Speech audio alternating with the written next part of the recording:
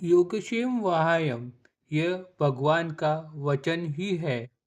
जो भक्त तन मन धन से मेरी भक्ति करते हैं उनका भार मैं खुद के कंधे पर ले लेता हूँ, ऐसा भगवान ने खुद ही भगवत गीता में कहा है।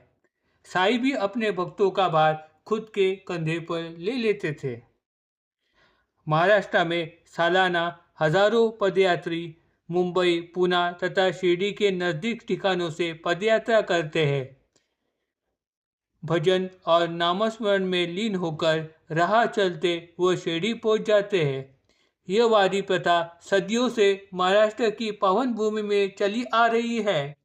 ऐसे पदयात्रियों को साथ साई सदा निभाते हैं। इस बात की प्रतीति हमें सुरेंद्र जगह इनके अनुभव से आ जाती है।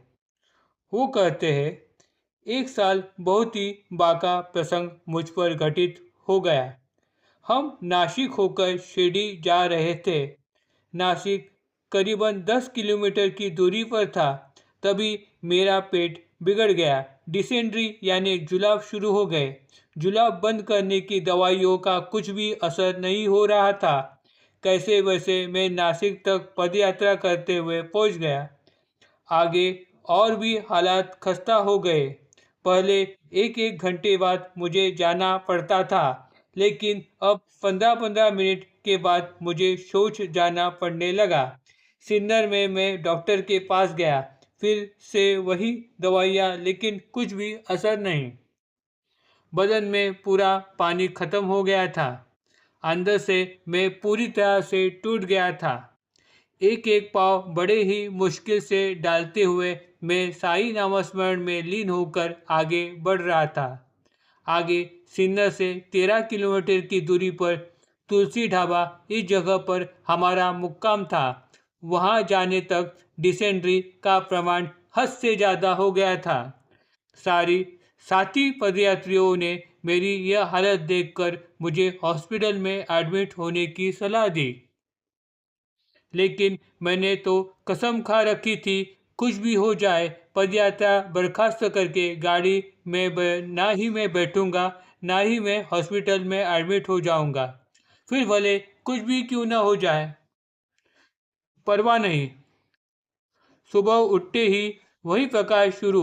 थोड़ा चलते ही पानी का डब्बा लेकर आठ बाजू खेतों में जाना पड़ता था। एक जगह हमारा टेम्पो रुका था। कुछ समय के लिए हम एक जगह विश्राम के लिए रुक गए। तब एक ऊंचे कद का आदमी बदन पर कफनी और सर पे फेटा बांधे मेरे पास आकर खड़ा हो गया।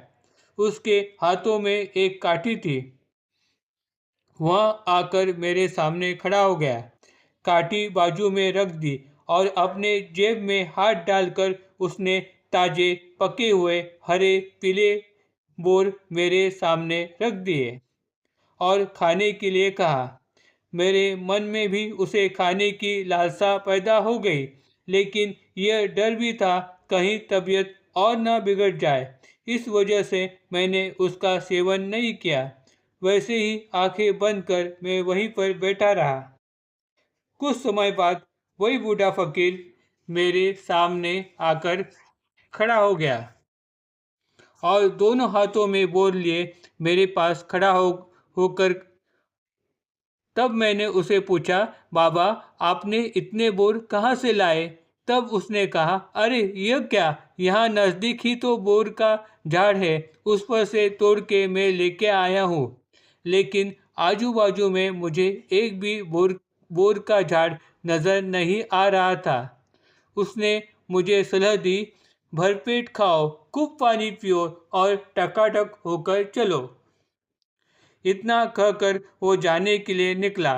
मेरे में तो खड़े होने की भी ताकत नहीं बची थी।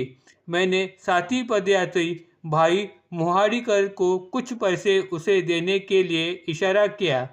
उस पैसे को जेब में डालकर वह हुर्र करते हुए गाय भैंसों के पीछे जल्दबाजी में चल गया।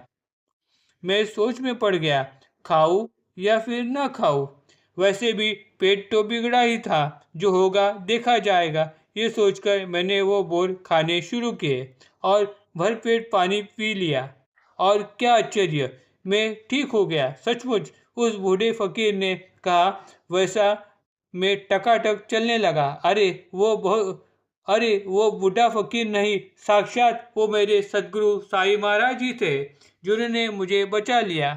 उन्होंने दी हुई बोर मैंने एक शबनम की थैली में भरकर रख दी और सीढ़ी आने तक सबको मैं बांटता चला गया। आज भी वो घटना याद आते ही मेरी आंखें नम हो जाती है। सचमुच साई लीला अगाध है। Om Sai Ram. Please like and subscribe my channel.